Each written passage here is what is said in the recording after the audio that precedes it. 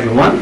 My name is Kapil Bharti. I'm a senior investigator at the National Eye Institute and also the director of the Internal Research Program at the National Eye Institute.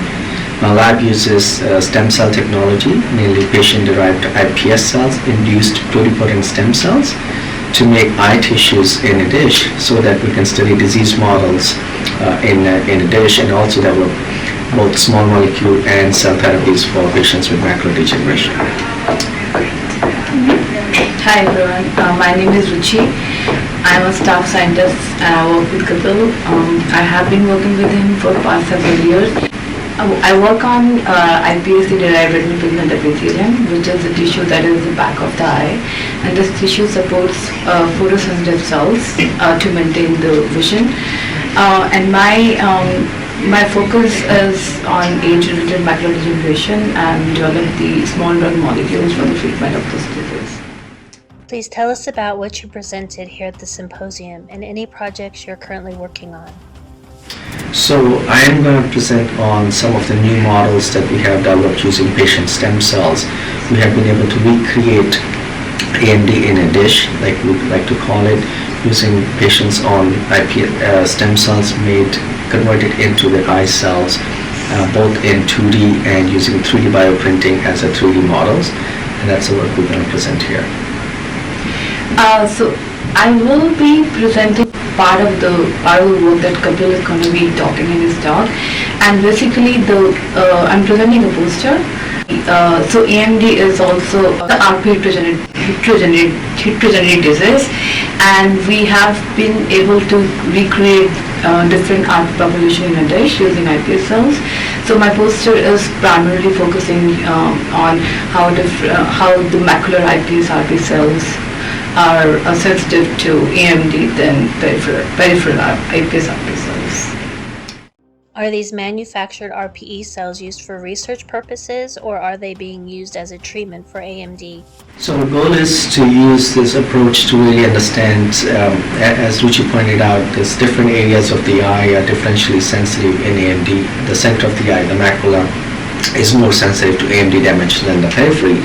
And since we have been able to recreate macula and the peripheral cells from the same patient cells in a dish, now by comparing them we can see why macular cells are more sensitive than the peripheral cells. So this allows us to develop treatments, both small molecule and gene therapy based treatments, why these cells are different than these cells. Maybe these cells have a specific gene that protects them. So if you can put that gene in the macular cells, then it will protect them as well.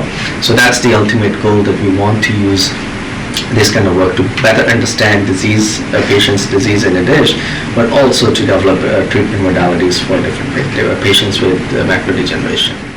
So the stem cell transplant material is grown on a scaffold. What does this process look like? So essentially we're recreating patients' RPE tissue, retinal pigment epithelium tissue in a dish.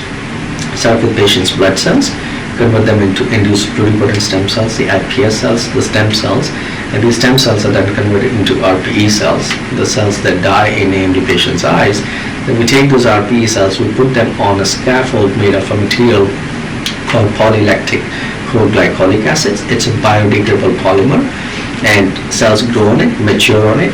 They make their own Brooks membrane-like structure, the same structure that they sit on in the eye, and the scaffold eventually degrades away, and the cells and this Brooks membrane integrates into the back of the eye using the natural material that the cells have made by themselves.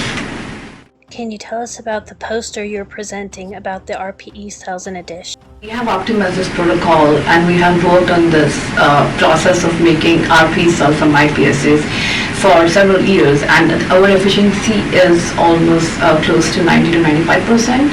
And not only that, I think we have been able to show that we, from different, almost 80 to 90 iPS lines from different genetic background, different people, we have been able to make RPE cells. And also we have published this protocol in a very detailed format that people across academia or pharma have been able to reproduce in their lab setting. So this is very efficient protocol. The trial that we have, ongoing trial for dry AMD, that trial is actually using this process that we optimize and that we're using in the lab. So basically that we optimize the protocol in the lab, and then we move that protocol to the clinical setting. So basically the cell that we have making from the patient cell, they are actually coming from this protocol. Do you have any clinical trials currently enrolling using this research?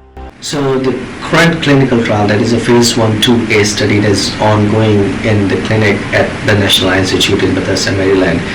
The goal of that trial is transplantation of patients on retinal pigment epithelium patch on a scaffold made from patients on stem cells back into their macula or submacular region. If patients are interested in this trial, the information can be found at clinicaltrials.gov, or you can go to the NEI website. You will have the contacts to reach out to. This trial is going to focus on patients with advanced geographic atrophy stage patients, and we're currently open for enrollment. Have there been any adverse effects found in this trial so far? We just initiated the trial, and the primary endpoint for this trial after transplantation is 1 year. So it's a safety feasibility study, and the secondary endpoint is 5 years. So we have been able to only transplant one patient and have not been able to report any clinical outcomes from it yet. How many patients are you looking to enroll in this clinical trial? This is a phase 1/2A study. As per the FDA regulation, we can enroll up to 16 patients. What are the requirements to be accepted into this study? So any patients that have advanced stage of AMD, which is a GA stage, geographic atrophy, which is a dry form, dry advanced stage of AMD, is eligible. If they also have the wet form, they may not be eligible. If they have some other comorbidities, other indications, some of them will disqualify them, but I think the best possibility is to reach out, check first of all the clinicaltrials.gov website. We have our trial listed there, and there's a point of contact in that website. Please reach out to us so that confidentially your medical records can be checked, and based on that your eligibility can be determined. I know your primary study is in stem cell therapies, but working for the NEI, where do you see the future of AMD studies go? Yeah, I think the stem cells, I would argue, provide a platform to study any disease actually, and eye diseases are really leading the field in this case.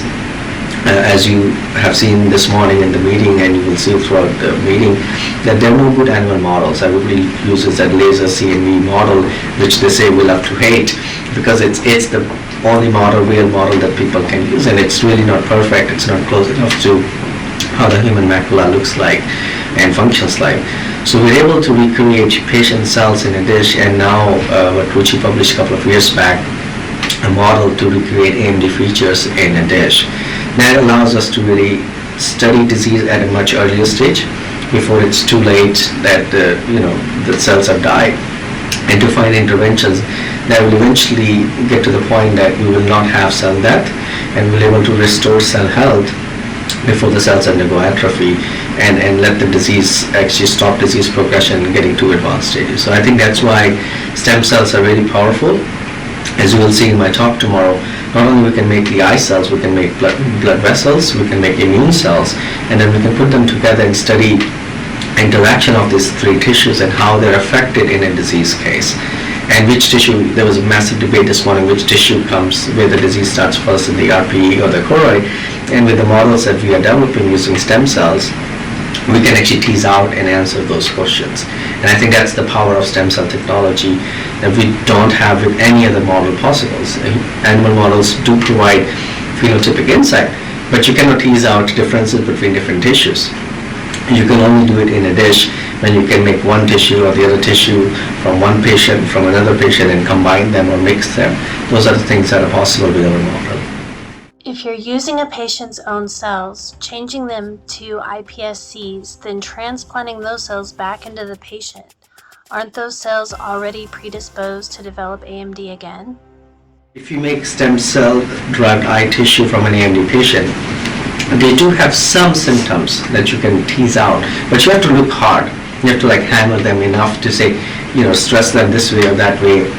And then you start to see some symptoms or phenotype in them that is reminiscent of what might happen to them eventually. But for most practical purposes, those cells function perfectly fine. And we think if we put them back, they're going to be functioning fine. At least in animal models, we see they function fine as well. And think about it this way. In AMD patients, these cells survive for 80 years. well, if we get another 80 years out of these cells, even if we get another 40 years out of these cells, I'll call this a home run. I do want to clarify that if it's a monogenic condition, we will need to correct the mutation before we transplant the cells. And that work is ongoing. We are doing it and many other labs are doing it. And so we will combine stem cells, gene correction, differentiation them and back into corrected cells, back into patients' tissue and then transplant them. That's the goal. Is there anything you would like to share in closing? It's exciting times in research and exciting in I would say in a hopeful times in AMD research. For a long, long time, there was no treatment for these people. Just alone in this year, 2 drugs have been approved, and with combination of stem cell technology, tissue gening, cell and gene therapies, I think in the next 4 or 5 years we'll see many more drugs that will come to hopefully late stage clinical trials, and I hope some of them will get approved.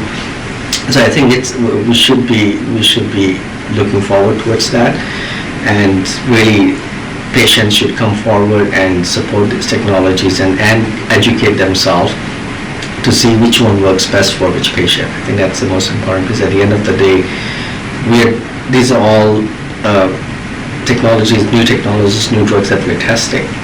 So safety comes first. Patient safety is the most important criteria.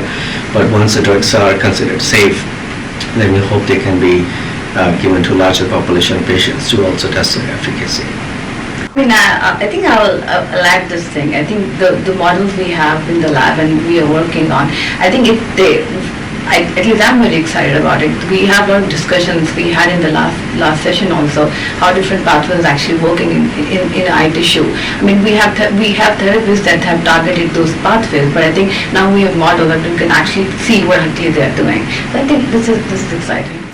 I commend you both on the work you're doing, and I thank you for taking the time to talk with me.